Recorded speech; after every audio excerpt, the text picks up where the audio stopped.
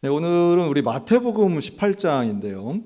우리가 잘 아는 내용이면서도 우리의 마음에 좀 뭐랄까 좀 찔림을 주는 본문이기도 해요. 특히나 이 종에 대한 분명히 용서에 대한 말씀으로 예수님이 베드로하고 이제 주고받고 하신 말씀인데요. 베드로가 질문을 하죠. 뭐라고 질문하냐면 선생님, 형제가 내게 죄를 범하면 몇 번까지 용서하면 됩니까? 그리고 아주 횟수까지 얘기를 해요. 7번까지 하면 되겠습니까? 라는 질문을 해요. 자, 이 질문에는 이미 답이 나와 있어요. 무슨 답이 나와 있냐면 이 베드로는 용서를 해주고 싶은 사례를 떠올리면서 질문을 한 걸까요? 아니면 용서 안 하는 거, 용서 안 하고 싶은, 도저히 용서가 안 되는 사람을 떠올리면서 이런 질문을 했을까요? 형제가 물론 이 형제는 친형제일 수도 있지만 대부분 유대인들은 서로 형제라고 불렀으니까요. 내 아는 사람이죠. 아는 사람이 나에게 죄를 범하는데 7번을 하는 거예요. 배신을 7번 했다. 혹은 사기를 7번 쳤다. 여러분 이게 용서가 됩니까? 사실 용서하기 좀 어렵죠. 그런데 이제 예수님의 말씀을 쭉 보니까 용서하라고 하시잖아요. 또 율법으로도 사실은 하나님께서의 속성은 용서하시는 하나님인 걸 아는데, 그러니까 이 베드로의 질문은 이거죠. 용서가 참 좋은 건데 한계가 좀 있지 않습니까? 이런 거예요. 용서를 못할 상황도 있지요. 용서하는 것도 어느 정도지. 우리가 어떻게 한없이 한 7번까지 하면 그래도 괜찮은 거 아닙니까? 이제 이런 질문이죠. 7번도 대단하다고 봅니다. 사실 그렇지 않겠어요? 그럼 같은 사람한테 친구, 이웃, 교우, 것 없이 동창, 이 동창놈들 그냥 어디 연락 한 번 없다가 갑자기 연락 오는 이 동창놈들 이렇게 해서 한번 속았다 하는 생각이 들면 용서하기 어렵죠. 예수님 말씀은 너무도 예수님다운 말씀을 하세요.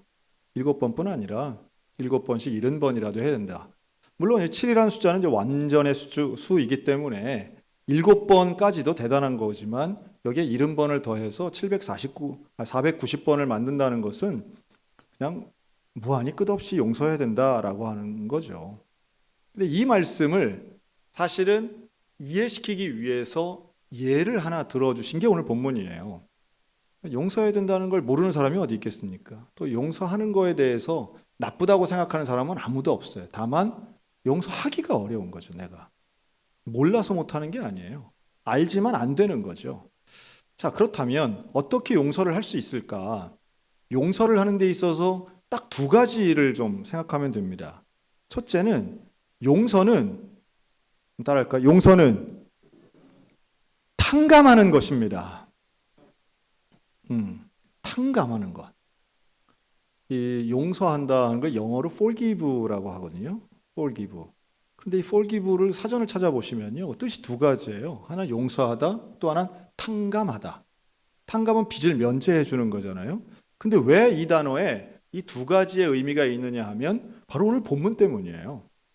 그러니까 이 영어 단어 자체가 이 성경적인 스토리에서 의미를 오히려 가져온 거예요. 그런 사례예요. 자, 예수님이 이런 얘기를 하십니다. 그 하나님의 나라 천국은 종들과 결산하려 하던 어떤 임금과 같다. 자, 용서의 질문에 대한 예수님의 답변은 하나님의 나라예요. 그러니까 하나님의 나라는 온전한 용서가 있는 나라라고 하는 것을 말씀하시려는 거잖아요. 하나님 나라와 용서가 아주 밀접하고 이건 함께 있는 거예요. 그런데 대개 하나님 나라의 예를 들 때, 이야기를 하실 때 왕이 나오는 건 다 하나님을 뜻하는 겁니다. 왕은. 그래서 왕이 종들과 결산하려고 합니다. 무슨 결산을 해요? 재정 결산을 했겠죠. 했더니 10,000달란트 빚진 자 하나가 나온 거야. 10,000달란트 빚진 자. 이걸 가지고 10,000달란트가 얼마냐 하는데 10,000달란트는 가격이 아니라 무게입니다. 무게. 그러니까 이 무게를 따지면 이게 어마어마한 거예요. 사실은 그냥 우리가 이해하기 쉽게 얘기한다면 10,000달란트는 100조 원쯤 된다고 생각하시면 됩니다. 이게 한 30년 전에는 이게 한 10억이라고 얘기했거든요. 한 10몇 년 전에는 100억쯤 얘기했는데 100억, 1000억은 그런 부자들이 있더라고요, 우리나라에도. 그래가지고 갚을 수 있는, 이게 사실은 만달란트라고 하면 사람이 갚을 수 없는 액수의 돈의 상징이에요. 그러니까 7번씩 70번과 비슷한데, 근데 이게 10억, 100억 이러면 이게 낼 수 있는 사람들이 많은 거예요. 그러니까 와 닿는 게 좀 다른 거예요. 와 닿는 게. 그런 단어도 그냥 안 와닿는 부자가 많아지시기를 축복합니다. 그냥 10억 그러면 낼 수 있을 것 같아. 이런 분들이 많으셨으면 좋겠는데 그건 어려운 얘기고. 한번 100조, 1000조 이런 정도에 들을 때 그런 느낌의 돈이라고 생각하시는 게 맞다는 거예요. 1000조 원이다 이러면 그 돈 어떻게 내겠어요? 100조 원이다 이러면 돈 못 내잖아요. 그거는 이런 빚을 졌다는 것도 사실은 현실적이지 않아요. 오히려 성서학자는 이건 빚을 낼 수 있는 돈이 아니기 때문에 아마도 이거는 횡령에 가깝다. 결산을 해보니까 야 이놈이 돈 해먹었네. 이제 이런 거예요. 대장동이네. 이런 겁니다. 그래서 이놈을 이제 잡아 오해하지 마셨으면 좋겠어요. 예를 든 것뿐이에요. 누굴 특별히 좋아하는 것도. 자, 그래서 이 종이 갚을 수 없는 돈. 그러니까 책임은 져야 하지만 책임질 수 있는 액수가 아닌 돈의 액수가 10,000달란트예요. 자, 그랬더니 처음엔 임금이 뭐라고 그러냐면 25절 몸, 아내, 자식, 소유를 다 팔아 갚아라. 자, 이거 다 팔면 갚을 수 있는 돈일까요? 그렇지도 않아요. 다 팔아도 못 갚아요. 누가 또 사줄지도 모르지만 팔아봐야 못 갚는 액수가 명확해요. 그러니까 이건 뭐예요? 니네 집안 다 깡그리 심판하리라 이런 뜻이잖아요. 그랬더니 이 종이 뭐라고 그래요? 26절. 자, 우리 26절은 다 같이 읽습니다. 시작. 그 종이 엎드려 절하며 이르되 내게 참으소서 다 갚으리이다. 자, 이게 빚진 사람들의 채무자들의 공통된 말이에요. 뭐라고요? 곧 미안합니다. 좀만 참아주세요. 곧 갚겠습니다. 아마 빚 져보신 분들 다 아실 거예요. 빚달리가 막 하면은 돈 없는데 돈 나올 때도 없는데 뭐라 그래요? 곧 갚을게. 좀만 기다려주세요. 다 이렇게 얘기하잖아요. 근데 놀랍게도 이렇게 참아달라고 사정을 하니까 임금이 그 빚을 탕감해줘요. 놀라운 기적이 일어나죠. 전적으로 임금 손에 달려있는 거예요. 빚을 탕감합니다. 근데 어떻게 탕감하느냐? 27절 주인이 불쌍히 여겨 놓아 보내며 그 빚을 탕감해 줍니다. 불쌍히 여긴 거예요. 그 사람을, 그 종을, 10,000달란트 빚진 자를 불쌍히 여겨. 이유는 그거 하나인 거예요. 그리고 놓아줍니다. 그것도 그냥 놓아주는 게 아니라 탕감해서 놓아줘요. 탕감은 빚이 있었는데 빚을 없애주는 거예요. 빚을 없애주는 거예요. 이 종이 뭘 했어요? 특별히 한 건 없어요. 한 번만 봐주세요. 한 거예요. 한 번만 봐주세요 했는데 그 한 번 우리 오늘 잠옷을 조금만 침착하게 해주세요. 잠옷을. 한 번만 용서해 주세요라고 했는데 그걸 들은 거예요. 그리고 그 말에 뭐라고요? 탕감해 줍니다. 불쌍히 여겨주고 탕감해 줍니다. 참 위대한 순간이에요. 자, 그런데 이 종이 10,000달란트 빚진 종이 탕감받고 나가는데 누구를 만나요? 100만 원, 내 돈 100만 원 빚진 사람 만난 거예요. 100데나리온에 하면 이해를 쉽게 하기 위해서 100만 원. 자, 100만 원은 작은 돈이에요, 큰 돈이에요? 그 대답들을 막 하시네요. 100만 원은 누군가에겐 작은 돈일 수도 있고 누군가에겐 큰 돈일 수도 있습니다. 이게 100데나리온이라고 하는 건 한 3개월치 당시의 노동자 월급이에요. 그럼 우리나라 돈으로 글쎄요, 1,000만 원이 될 수도 있겠고, 그 언저리 아니겠어요? 그런데 그러한 돈을, 내 돈 빚진 사람을 만난 거예요. 그랬더니 그 자리에서 너 잘 만났다 하고 머리채를 잡습니다. 그리고 뭐라고요? 내 돈 내놔라. 내 돈 내놔라. 목을 잡고 빚을 갚으라고 28절에 얘기합니다. 멱살 잡은 거죠. 완전히 목덜미를 잡은 거예요. 죽일 듯이 달겨든 거예요. 그리고 내 돈 내놔라 한 거예요. 그랬더니 29절 그 동료가 누구에게 돈을 빌려준 거예요? 동료에게 돈을 빌려준 거예요. 자기랑 수평적 관계의 사람이에요. 임금과 종도 아니에요. 나의 동료예요. 같은 종인 사람이에요. 그런데 그 사람에게 중요하고 큰 돈이긴 하지만 충분히 이 사람이 열심히 일하면 갚을 수 있는 돈을 빌려준 거예요. 그리고 내놓으라고 지금 목을 잡고 얘기합니다. 그때 29절 그 동료가 이 종에게 뭐라고 합니까? 29절 다 같이 읽습니다. 시작. 그 동료가 엎드려 간구하여 이르되 나에게 참아주소서 갚으리이다. 자, 이 말은 똑같은 구절이 위에 한 번 더 있었죠. 26절과 29절이 똑같아요. 이거 누가 얘기했던 거예요? 본인이 얘기했던 거예요. 이 종이 임금에게 얘기했던 거하고 똑같은, 이걸 플롯이라고 하는데 이 구절을 예수님이 일부러 이렇게 구절을 딱 만들어서 지금 두신 거예요. 똑같은 말을 본인이 해서 탕감을 받았고 내 빚진 자를 붙잡았더니 내가 했던 말 그대로 또 하는 거예요. 그런데 그 똑같은 말을 들었을 때에 뭐라고요? 30절 허락하지 아니하고 이에 가서 그가 빚을 갚도록 옥에 가두어 버립니다. 자, 우리는 전체적인 맥락을 아니까 야, 이 사람 진짜 인성이 쓰레기구만. 이 뭐 이래. 자기는 10,000달란트 100조 원 탕감 받았으면서 100만 원 빚진 사람 이렇게 나쁜 사람이구만. 이라고 우리는 말할 수 있죠. 그런데 실제로 이 100데나리온을 받아야 될 이 사람 입장에서는 뭐예요? 내가 꿔준 돈 내가 받는다. 이거 맞아요? 틀려요? 내가 탕감받은 건 탕감받은 거고 내가 받을 건 받아야겠어. 지금 이거잖아요. 그럼 예수님이 이 이야기를 실제 있었던 일을 말씀하신 건 아니고 이걸 하나의 이야기로 만드신 거예요. 왜 이런 이야기를 하셨을까요? 이게 용서에 대한 이야기예요.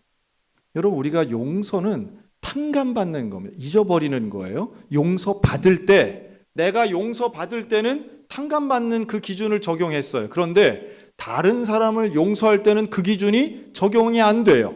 이게 문제인 거죠. 이게 문제예요. 자, 그렇다면 우리는 왜 용서해야 되는 것인가 하면 당연히 용서받았기 때문에 용서해 주어야만 합니다. 탕감받았기 때문에 우리가 탕감해 주는 건 너무도 당연한 일이에요. 똑같이 요구하잖아요. 조금만 참아 주십시오. 내가 곧 갚겠습니다. 라고 말하면 당연히 용서를 해줘야 되는데 뭔 소리야? 가져갈 땐 돈 가져가고 갚을 때는 말로 해? 안 돼! 라고 하지 않아요. 그러니까 이게 우리가 요즘 이제 그런 시대다라고 보여지는데요. 내 사정에는 예민하고 타인의 사정엔 외면하는 시대에 우리가 살고 있습니다. 이거 되게 진짜 그런 것 같아요. 이게 남들이 당하는 거에는요 아주 무신경합니다. 그건 뭐 그러거나 말거나. 그런데 다른 사람이 당하는 100만이나 되는 피해에는 무신경하면서 내가 당하는 일에 손해에는 예민하게 발끈하는 게 더 하는 것이 요즘 현대인인 것 같아요. 과거보다 그 정도가 더 심해지는 것 같아요. 교회에서도 많이 봅니다. 교회에서도. 희생, 헌신, 사랑, 글쎄 이런 거는 우리 기독교인이라면 당연히 공유해야 할 가치임에도 불구하고 이게 손해보지 않고 감정의 손해 특히 안 보려고 하고요. 기분의 손해 이런 거 안 보려고 하고 아주 손해보는 걸 죽기보다 싫어하시는 분들 간혹 있어요. 용서라고 하는 개념 참 찾아보기가 이제 어려운 시대입니다. 용서보다는 바로 그러니까 그렇잖아요. 요새 학교에서 애들끼리 뭐 툭탁툭탁 한 거 가지고 바로 소송 들어가잖아요. 바로 경찰 신고하고 뭔가 당사자와 대화를 하려는 시도 자체를 안 하면서 경찰 신고와 법정 고소로 바로바로 들어갑니다. 이게 왜 이렇게까지 됐나 보니까요. 이게 인터넷 유튜브 뭐 혹은 찾아보니까 내 자식이 가해자로 몰리지 않는 방법이 바로 그런 데 있더라고요. 먼저 소송을 거는 쪽이 가해자가 안 되는 경우가 많더라고요. 너무 신기하지 않습니까? 그게 아주 변호사들이 그런 팁들도 많이 준다 하는 게 기사화됐어요. 즉, 내 자식이 100% 잘못해서 때리잖아요. 100% 가해잖아요. 그럼 뭐 해야 됩니까? 피해자를 찾아가서 사과해야 되잖아요. 근데 그걸 안 하는 거예요. 그걸 하기가 죽기보다 싫으니까 그걸 안 하고 그 대신 선생님을 고소하는 거예요. 애들끼리 싸우도록 뒀다는 거예요. 애들끼리 피해가 생기도록 둔 선생님 잘못이라는 거예요. 신기하죠? 욕을 하고 어떤 심각한 증거가 명확함에도 불구하고 그것을 덮기 위해서 그것도 덮어진다는 게 너무 놀랍죠. 그렇게 하면서 덮어지더라고요. 선생님을 고소하고 고발했을 때 이게 무고죄가 성향이 안 되나 봐요. 그거 참. 아니면 그냥 아닌 거예요. 아니면 많은 거고.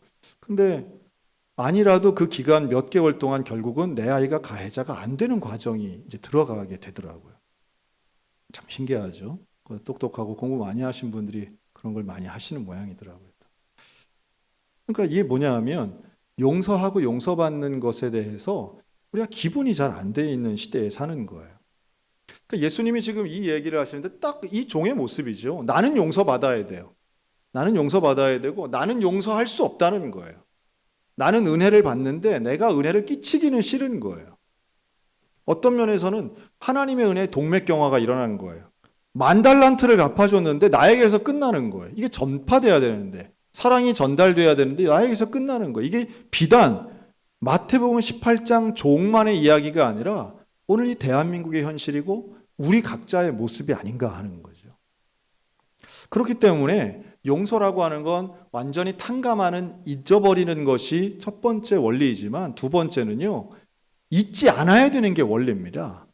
내가 용서받았다라고 하는 사실을 잊지 않아야 되는 거예요. 하나님은 나의 죄를 탕감해 주시고 나도 다른 사람의 죄에 대해서 잊어버려야 됩니다. 용서라는 건 잊어버리는 거예요. 그런데 그 용서할 수 있는 참된 용서를 해줄 수 있는 근거는 내가 하나님으로부터 용서받았다는 사실을 잊지 않는 거예요. 여러분, 저와 여러분이 일생토록 내가 용서받았다는 사실을 잊지 않고 내가 10,000달란트 탕감받았다는 사실을 잊어버리지 않고 다른 사람을 용서하는 성도들 되시기를 주님의 이름으로 축원합니다. 그러니까 다시 말해 용서한다라고 하는 그것은요. 내가 무슨 착해서 용서하는 게 아니에요. 내 인격이 훌륭해서 용서하는 게 아니고 내가 용서받았기 때문에 용서해 주는 거예요. 용서받는 저 사람이 나에게 무슨 특별히 뭘 잘해줘서 용서하는 것도 아니에요. 내 앞에 와서 무릎 꿇어서 용서해 주는 것도 아니에요. 눈물을 뚝뚝 흘려서 용서해 주는 것도 아니에요. 내가 용서받았기 때문에 당연히 해주는 거예요. 이건 당연히 해주는 거예요. 선택이 아니에요. 10,000달란트를 탕감받은 그것 때문에 100데나리온을 용서해 주는 것이지 이 사람이 성실해서 용서해 주는 게 아니라는 거예요. 이거 잘 아셔야 됩니다. 우리가 용서할 수 있다라고 하는 것은 상대방의 사과와 속죄 그리고 나의 인자함과 관대함이 있어서 용서하는 게 아닌 거예요. 그게 아니에요. 우리의 용서에 그런 조건들을 갖다 붙이지 마시기 바랍니다. 그런 조건이 필요 없어요. 지금 이 본문은 조건은 오직 하나뿐이에요. 내가 용서받았기 때문에 용서해 주는 거예요. 임금님이 얘기하는 건 그거예요. 너한테 100데나리온 빌린 사람이 뭐 성실하냐 뭐 이거 따지지 않아요. 너 용서받았는데 너 탕감받았는데 너 뭐 하는 짓이야. 그러면서 33절은 내가 너를 불쌍히 여김과 같이 너도 너의 동료를 불쌍히 여김이 마땅하지 아니하냐. 마땅하다는 거예요. 이게 당연하다는 거예요. 이건 필수적이라는 거예요. 당연히 해야 된다는 거죠. 그러면서 34절 주인이 노하여 즉 자기가 꿔준 돈을 자기가 갚으려고 자기가 받아내려고 했던 아주 당당하고 자기 입장에서는 너무도 정당한 일을 했다고 생각하는 이 종에게 임금님 주인이 화를 내세요. 노를 발아요.